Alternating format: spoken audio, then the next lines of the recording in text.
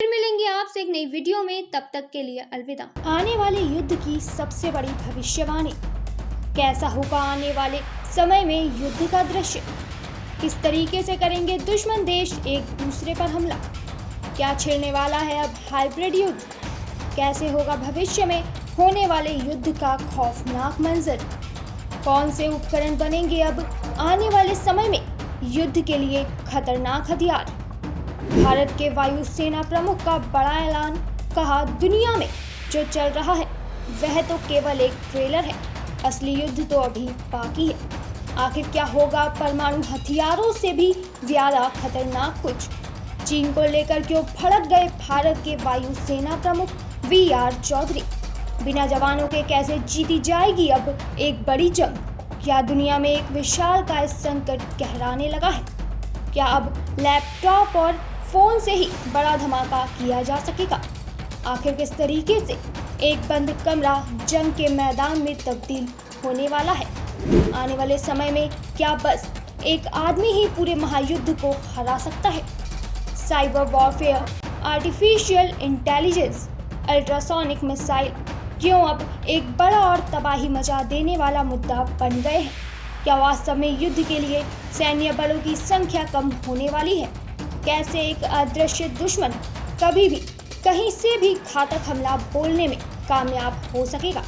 आने वाले समय में क्यों दुश्मन का पता लगाना भी एक बड़ी चुनौती साबित होने वाला है, क्यों आखिर भारत के वायुसेना प्रमुख ने अंतरिक्ष को एक बड़ा खतरा बताया है। अगर आप भी इसके बारे में जानना चाहते हैं तो हमारे साथ इस वीडियो के एंड तक बने रहें, और अगर आपको यह वीडियो पसंद आए तो इसे लाइक, शेयर और कमेंट करना बिल्कुल ना भूलें। इस समय रूस और यूक्रेन के बीच में केवल बात परमाणु हथियारों तक ही पहुंची है और यहाँ पर सैन्य बल तैनात हैं जो कि एक दूसरे के आमने सामने खड़े हैं और एक दूसरे का विरोध कर रहे हैं। तो वहीं अब इथियोपिया में भी गृह युद्ध छिड़ चुका है जिसमें कि हथियारों का ही प्रयोग करके दो समूह आमने सामने एक दूसरे का विरोध कर रहे हैं। अफ्रीका के कई देशों में भी ISIS आतंक फैलने लगा है। अगर सीरिया को देखें तो वहां पर भी उग्रवाद धधकने लगा है। कहने को तो यह सभी क्षेत्र एक दूसरे से अलग अलग हैं और इनका एक दूसरे से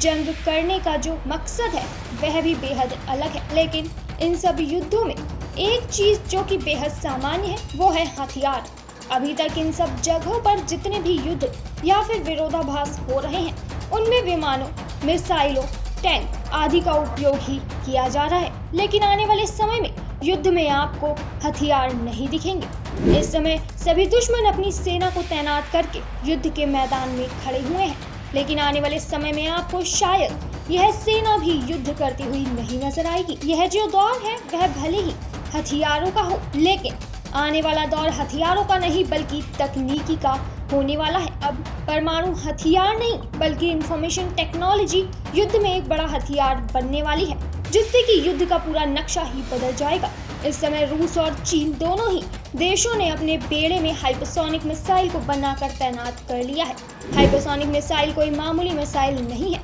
बल्कि यह ध्वनि की गति से 5 गुना ज्यादा तेज रफ्तार के साथ दुश्मन पर हमला करती है। भारत भी अपने देश में इस मिसाइल के निर्माण पर काम कर रहा है। इस समय शौर्य और ब्रह्मोस 2 जो कि जल्द ही भारत में बनकर तैयार हो जाएंगी, यह हाइपरसोनिक मिसाइल है। तो अब भारत भी हाइपरसोनिक मिसाइल की रेस में पीछे नहीं है और फिर अमेरिका ने भी अपने देश में हाइपरसोनिक मिसाइल बनाने पर काम शुरू कर दिया है, जिसका परीक्षण भी हाल ही में अमेरिका ने अपने देश में किया था। लेकिन अब विश्व की सबसे घातक मिसाइल यानी कि हाइपरसोनिक मिसाइल से भी ज्यादा खतरनाक कुछ आने वाला है और उसमें आगे कौन निकलेगा यह वास्तव में बेहद बड़ी बात होगी। लेकिन जिस रफ्तार से चीन लगातार अंतरिक्ष में अपने अलग अलग मिशन को भेज रहा है और वहाँ पर रिसर्च कर रहा है, उसे देखकर यह कहना बिल्कुल भी गलत नहीं होगा कि आने वाले समय में हो सकता है कि चीन विश्व में हाइब्रिड युद्ध में सबसे आगे निकल जाए, जिससे कि वह पूरी दुनिया में तबाही मचा सकता है। इस समय ड्रैगन की चीनी सेना ने साइबर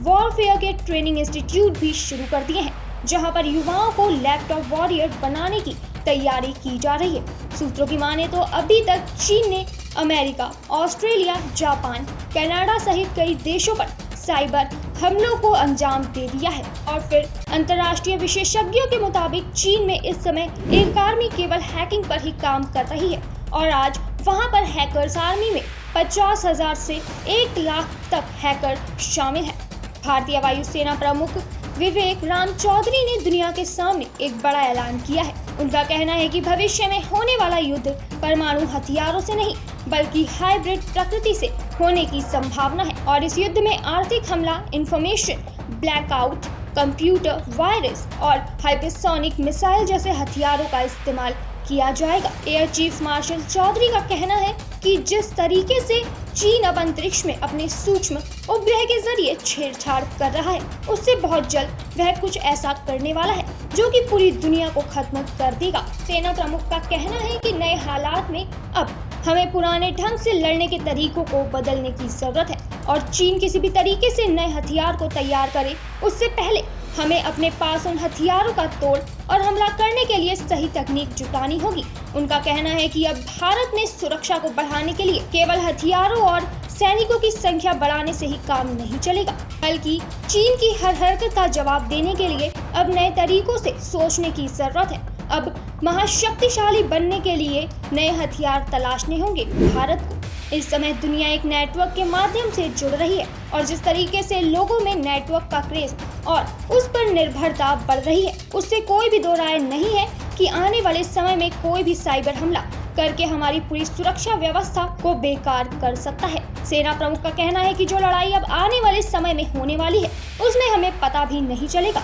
कि आखिर हम पर हमला किसने किया है और हमारा दुश्मन कौन है। आने वाला युद्ध केवल मिसाइल तक ही सीमित नहीं रहेगा, बल्कि भविष्य में कंप्यूटर, मोबाइल, लैपटॉप और वायरस से लेकर अल्ट्रासोनिक मिसाइल तक नए हथियार होंगे और हमले सैनिक भिड़न से लेकर इंफॉर्मेशन ब्लैकआउट करने के लिए किए जाएंगे। अब युद्ध में केवल वही जीतेगा जो कि साइबर वॉरफेयर में सबसे तेज और सबसे ज्यादा ताकतवर है और लड़ाई का सबसे बड़ा हथियार केवल एक लैपटॉप होगा, ना कि कोई मिसाइल, जिससे कि एक छोटे से कमरे में बैठा हुआ एक इंसान भी किसी बड़ी सेना को मात देने का काम कर सकेगा। अब अगर दुश्मन का मुकाबला करना है तो भविष्य की लड़ाइयों के लिए भारतीय सेना को बहुत तेजी से तैयार होना होगा, क्योंकि आने वाले समय में कोई भी हमारा दुश्मन बनकर भारत पर हमला बोल देगा और हमें उसके बारे में कुछ भी नहीं पता चलेगा। यह सच है कि आज के समय में भारत के सभी सेना दल सूचनाएं साझा करने के लिए और रणनीतियों को बनाने के लिए कंप्यूटर नेटवर्क पर आधारित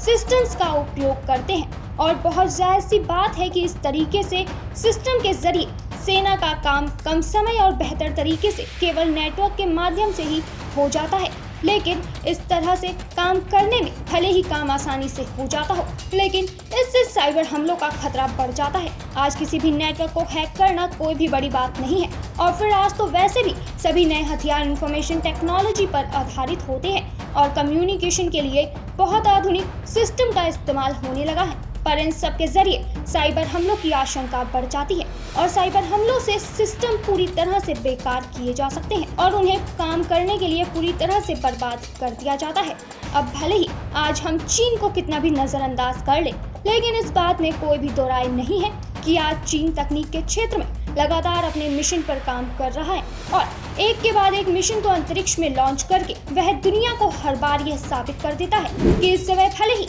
अमेरिका हो या फिर कोई और देश, अब कोई भी उसका मुकाबला तकनीक की दुनिया में नहीं कर सकता। लेकिन भारत के सेना प्रमुख ने समय से पहले ही चीन की आने वाली युद्ध नीतियों को पहचान कर अपने देश को आगाह कर दिया है और देश की सुरक्षा को नए समय के हिसाब से बढ़ाने की बात कह दी है। आखिर आपका इसके बारे में क्या कहना है, हमें कमेंट करके जरूर बताएं। इस वीडियो में बस इतना ही। फिर